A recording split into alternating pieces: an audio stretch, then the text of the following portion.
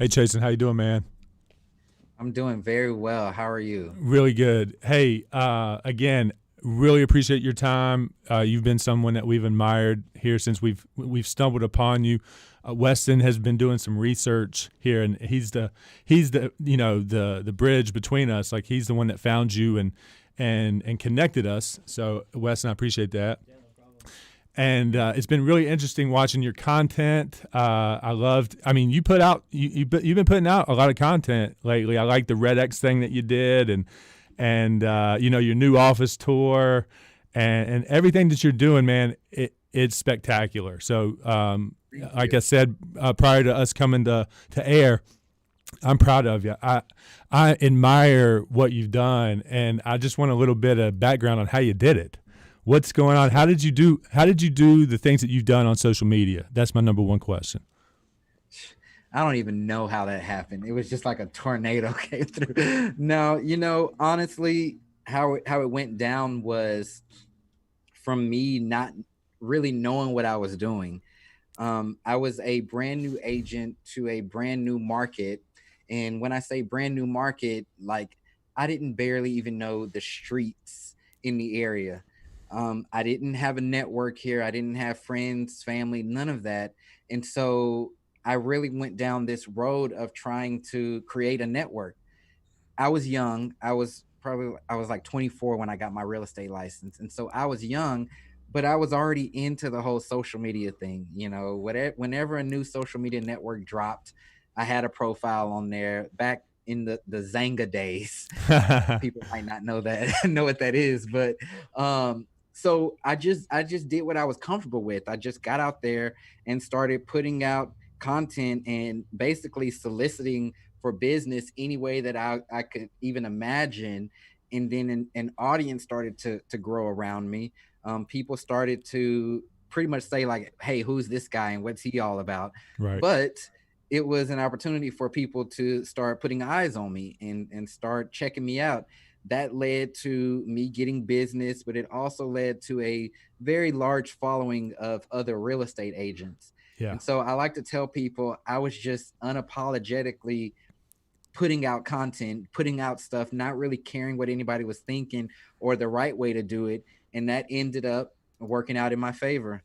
Man, your story is really compelling. Where you were talking about, the lights were off, and you went to the open house, and your struggles with that one listing. That's a great story, and like the Yeah. triumph that was that moment to where you are now Yeah. is pretty amazing. So you don't really contribute like one piece of content or one thing that you said to a viral moment. You just were consistent along the way. You went where the attention was, and you just slowly gained what you had today. Is that what you're telling me? Yeah, like I wasn't following a specific plan or anything. Like I wasn't that guy that was asking the question of what time should I post. I wasn't doing any of that. I was just strictly putting out whatever I wanted to put out when I wanted to do it. I didn't know what would bite. I didn't really know how to go viral. I wasn't really thinking about how to go viral. I just knew that I was living my life and I was trying to make it in this business, and that's just what I was documenting. Some of my earlier videos of me starting out, they weren't the prettiest videos. They weren't all HD and anything like that. And I wasn't talking about like pretty moments. I was literally talking about how this business wasn't what I thought it was going to be. How I was struggling. I was being just truly vulnerable with anybody who would listen. I didn't even think people were listening, but I was putting it out there. And again, I think that attributed to some of my success because it was just very authentic.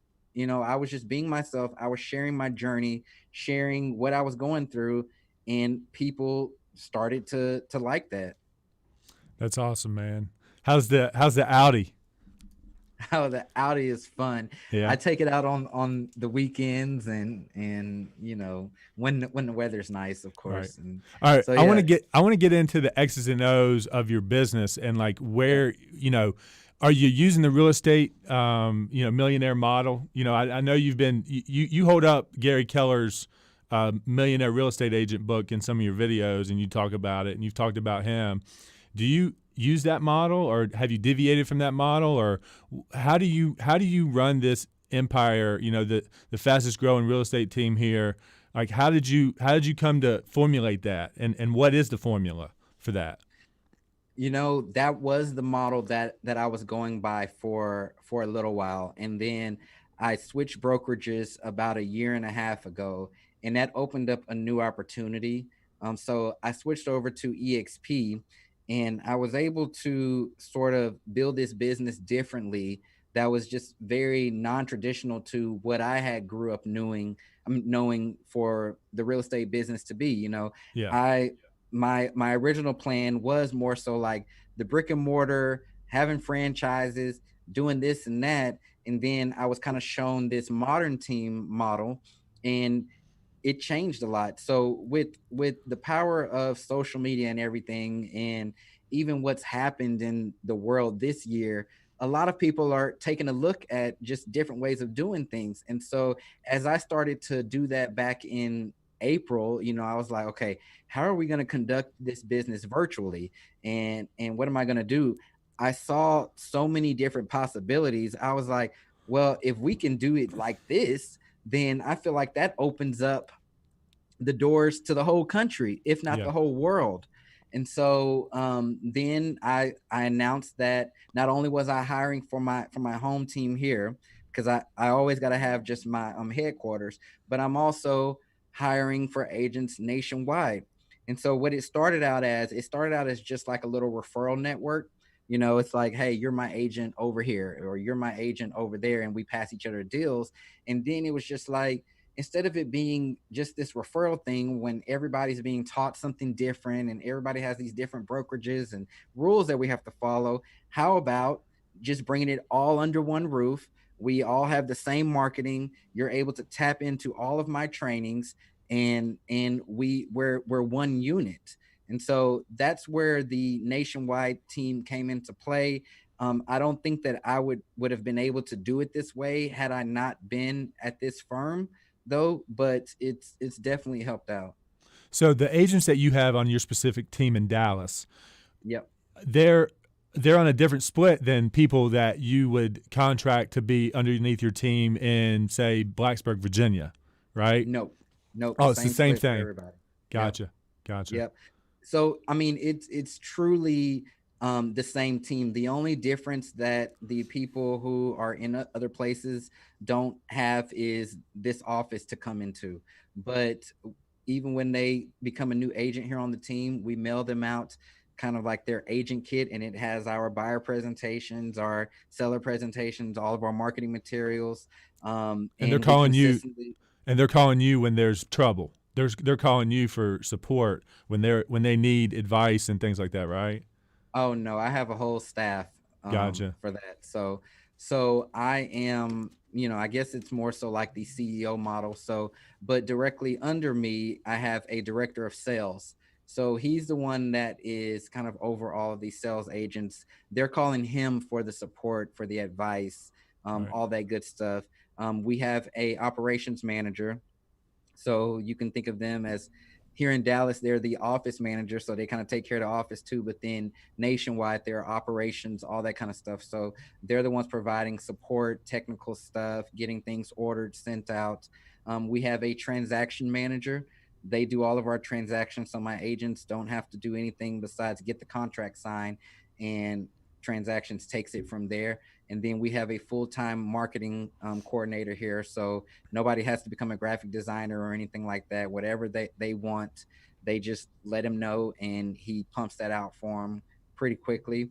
Um, and yeah, it's a well running machine. Now I do provide lots of trainings, and I'm the one that's building the actual company, but I've placed these people in their role strategically, so that my agents have everything that they need, and I don't have to be the one to, because my schedule's busy. Like Yeah. I'm not gonna lie, my schedule's all over the place, but I want them to have that support. I want them to have their questions answered, and they know that these people are a direct extension of me. They were trained by me. They're here in the office with me every day, and so we get it done. So as far as you in the field, you in the field going into listing appointments and putting signs in the yards, you've shifted your focus off of being in the trenches per se, and you're going out after pretty much recruitment of new agents. Is that what your main goal is right now? Sort of recruitment, but I'm actually bringing somebody on board for that recruitment, Yeah. because my main thing that I wanted to not only promise myself but promise all of them is that they're going to get what they want from me. And what I found is that they all want that Chasing J Miles training, my strategies, and this and that. So what I'm honestly doing is I'm building this company and I'm building these resources all the time. I mean, where I am right now with even just the content and my coaching and programs and all that kind of stuff, it's a full-time job in itself. And I have a couple of other startups that, I have other business partners on, but it's full time. So the dedication that I wanted to make was to make sure that when they join this team, they are getting all of the knowledge that they're looking for. They're getting all the processes and they're getting the culture that they're looking for. So me as the CEO, I'm having to really work hard to maintain that day in and day out. I'm when I started Founders, my goal was to build this team the way that I wish that I would have had starting out. Filled with all the things that I wish I would have had, all the knowledge that I wish I would have had, the hand holding, the mentorship. And so that's my goal day in and day out coming into the office. Like, I'm one of those type of people where, like, I'm always thinking of something new. It's like, oh, it would be cool for us to have this and that. And then they're like, well, when do you want to start this? And I'm like, yesterday. So I'm literally that guy. Yeah, that's me So too, we're so man. we're That's me too. yeah. Yeah. So we're all the time just reinventing things or enhancing things just to make the experience a lot better. I mean, when you're launching nationwide and when you're bringing on agents nationwide, there's other logistics that when I came up with the idea, I didn't really think about, but now it's having me to, okay, take a second look at things and put other systems and things in place. So doing all of that, I mean, it takes time, it takes energy. I'm always available though to go on a listing appointment with one of my agents or to talk to a client, So a you've buyer, you've all that. taken yourself out of the you pretty much taken yourself out of the battlefield, and you're just sitting there as a general, and you're kind of overseeing things, and you're sending your troops out in the field, and you're supporting them, and you are giving them strategies, and you're giving them advice to support them. You're just the support hub of it all, more so than the actual producer of the sales. Right. So me personally, I mostly only work with friends and family or past clients. Yeah. Um and so that's my role now. Um Something that I allow them to do, I allow them to put transactions all in their name, because I want them to be able to have that sense of pride and accountability and build them up as great agents Hey man, as putting well. putting numbers up on the scoreboard is definitely gratifying. So putting people in a position to make the shots is a great thing. Yeah, and I've been there and done that, Yeah. and even when I started this team, what got me to start the team was a moment that I had, and it was at a previous brokerage, but we had this large sales wall that it was just a big dry erase wall, but every time you would close a deal, your number would get updated and you would get higher and higher. And I remember this one year I was working so hard for my number to be as high as it can be. And it had finally got there. Like, I was proud. I was in the top 10. And then one day I came into the office and the whole board was erased. Now, the board was erased because they were redoing it for the next year. But when I saw that, it literally hit me. It was just like December 31st comes around, and then here we are. We start a new year, and it doesn't really matter what you did last year. It's time for you to do it all over again. You're back down to zero. And I was just like, man, I can't keep living like this. but Oh man, um, but that's no, like, hilarious. really, Yeah, really what that did though was that empowered me to want to do something bigger and greater. It was like, okay, I felt accomplished. I had hit that milestone. I had hit my goal, what I was trying to hit. Now, what else can I do besides just do that over and over and over again? Yeah. It wasn't that fulfilling for me anymore. And it's Um, emotional too, isn't it? When when when yeah, when when 80 transactions goes back to zero and you're equal again, you're yeah. like, dang, how do I repeat that? Right? Yeah, exactly, exactly. So I just wanted to, from that point, create something a little bit more lasting, and so yeah, so that's how the whole team came Respect, about. man. Respect on that. I've So struggled. I've struggled attracting talent and keeping talent because I'm trying to map out the millionaire real estate model. Like I'm trying to get people in here that I want to stay, and I want to charge them 50% of their fee to try to do exactly what you're doing. And I'm really having a hard time getting people to wrap their mind around that. But I'm like, if I've always taken the position that if someone else has been able to do it, then I can figure out how to do it. I know you're yeah, the same way, but I do know that giving away 50% of the fee on a closed transaction, you've got to provide massive, massive value, and we've yet to provide that. We've failed to provide enough value to keep people underneath that payment plan. yeah, So like I see the model you're working with EXP. I think they're a very interesting company. I have to say I'm a very loyal guy. I'm a very, very loyal guy. So when it comes to my broker, my principal broker, and the flag that we wave, I don't see myself ever going away from this particular broker unless she does something different. Then I go off on my own type thing. hmm She was the hmm one that kind of helped me build to where I'm doing. We're going to do 85 transactions this year. And hmm she was an integral part of that in the struggle. yeah, She floated my agent statement. She floated, she understood. She took the time that when I got off the path to put me back on the path. So it's right, hard. It's hard for me being the loyal guy that I am to veer off on things that got me here. yeah, But I do, man. I see EXP. I see guys like you. I admire the hard work that you've put in and the success that you've had, and it's definitely worth something to look into. I mean, that model, it seems to be helping a lot of people make good living.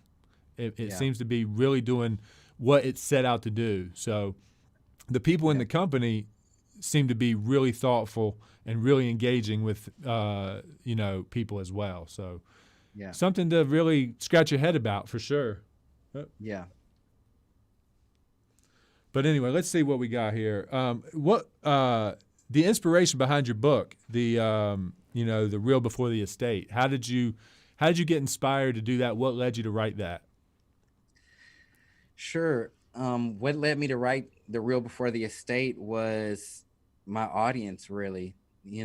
Every day I open up my YouTube, I open up my Instagram DMs, and I was seeing the same questions over and over again, which for someone like me who was past that point, it could have been very easy for me to be like, I don't have time for this, or, I can't help somebody decide on what real estate school to go to.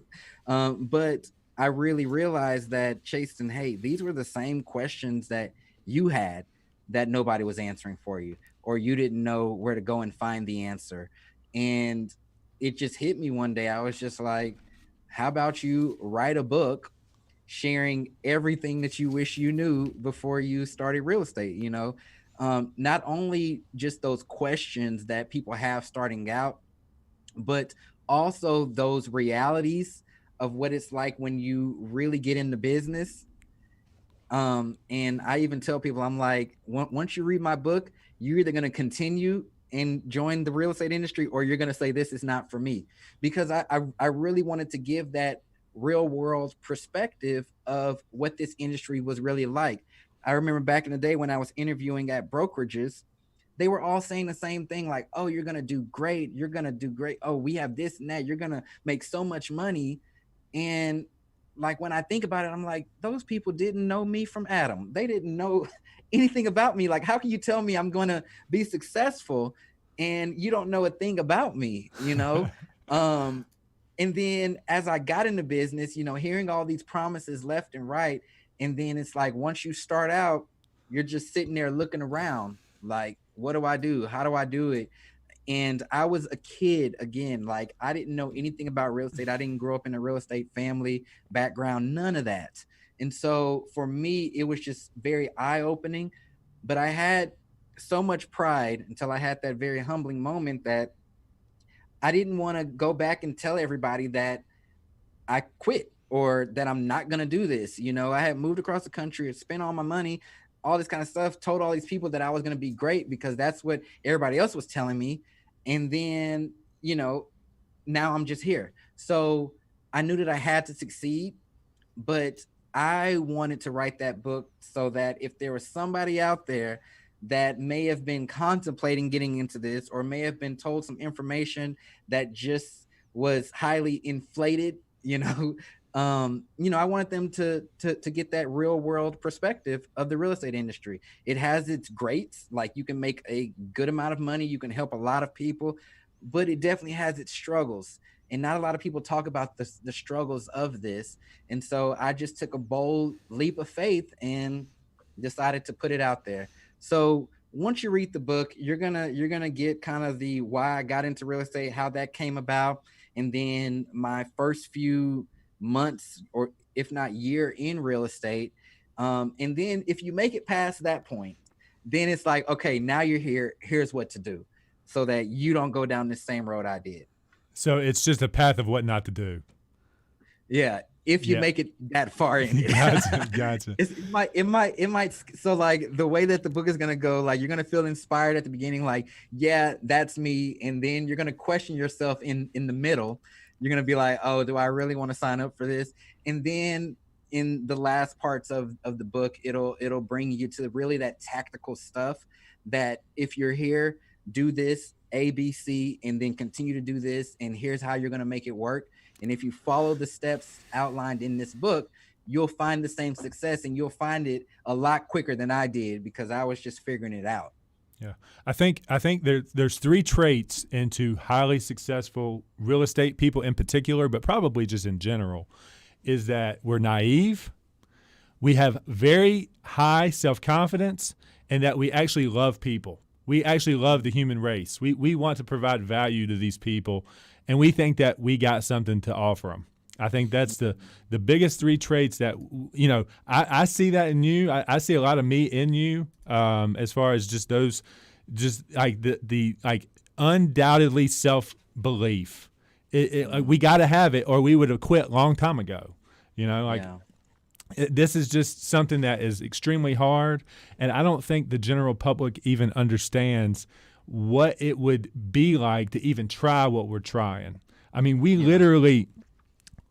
are literally willing to gamble everything we have for our way of life. We're willing to just push the chips all the way in on this thing and say, what you got, you know? Right. And I feel like, man, I'm super appreciative of your time here. Man, we want to do a lot more like this. We want to stay connected with you. Like when something comes up in the world, I would love to jump back on with you and just talk about that related issue in the real estate world.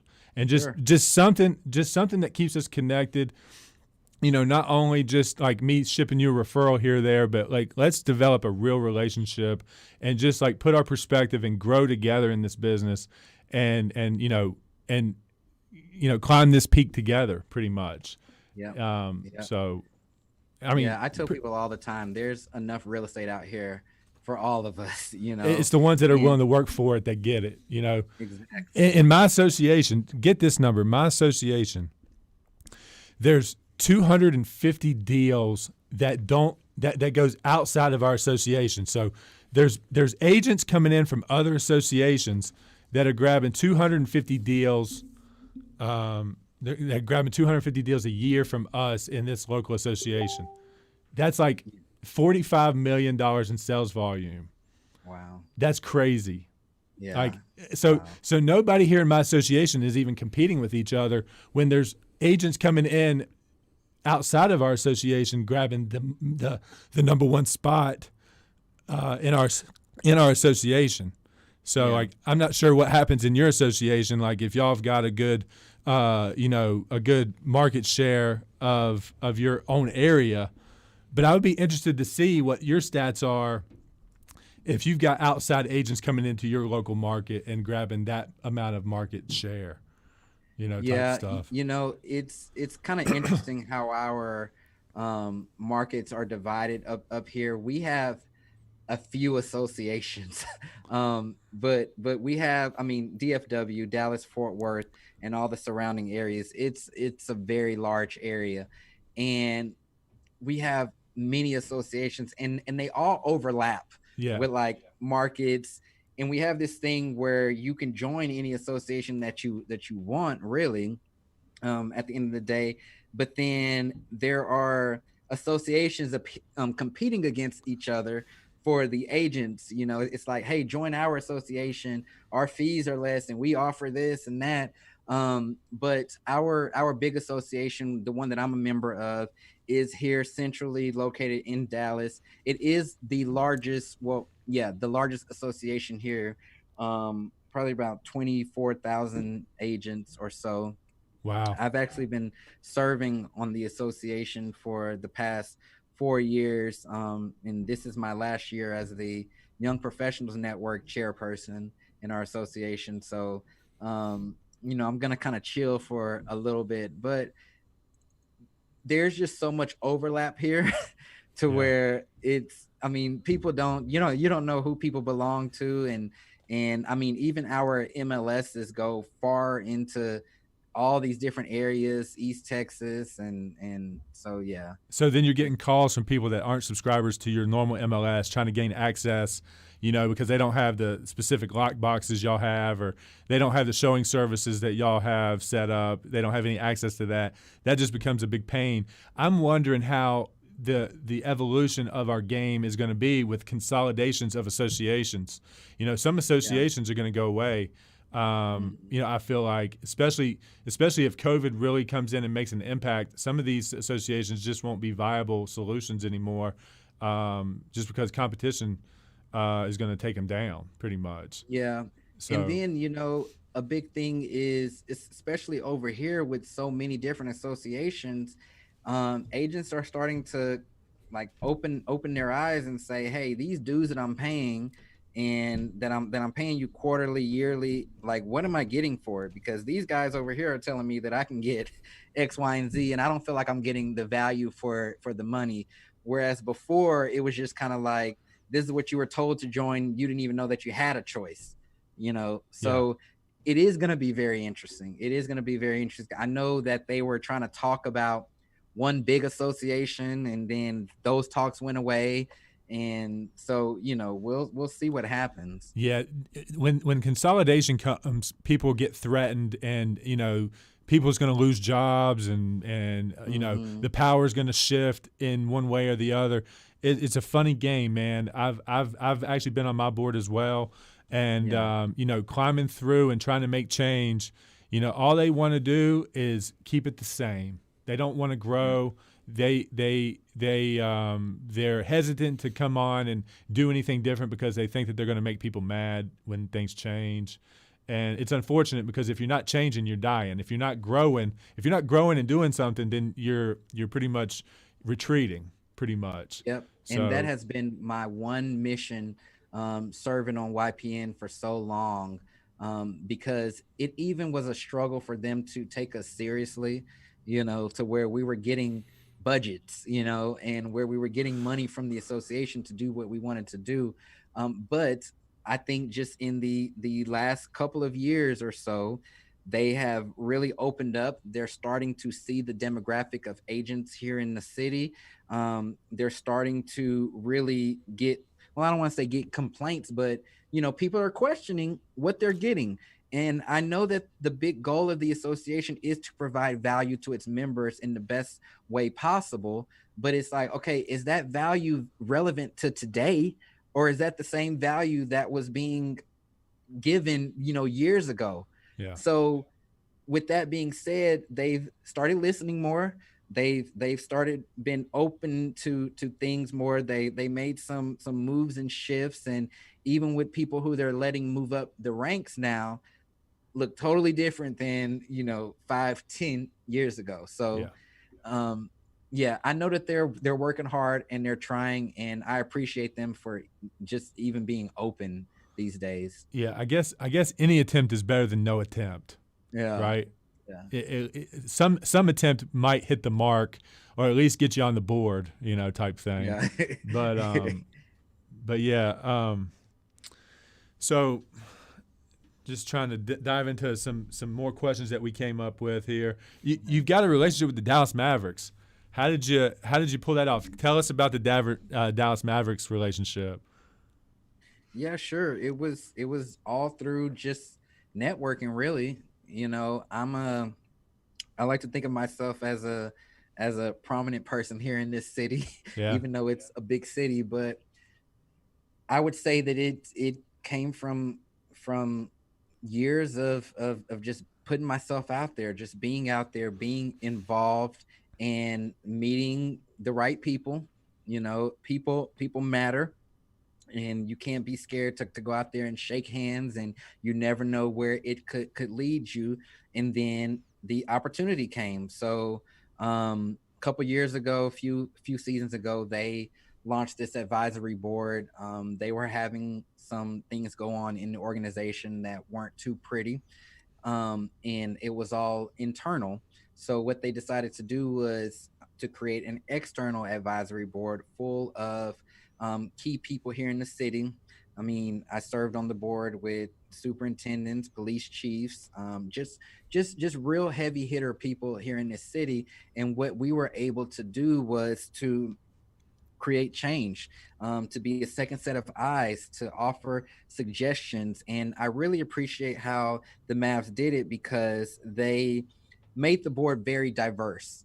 Um, I was the youngest person on the board, of course, but it was a very diverse board. You had men, women, all nationalities, all sexual orientations, all races, different industries, different incomes, and so you were able to get perspectives from all sides, and it was something that allowed us to not only get to meet each other and network with each other, but really show that there's more to this organization than just basketball. Really show what they do in the community, to help promote that, to be a part of that, really lift up people. Just, I mean, it was an amazing opportunity.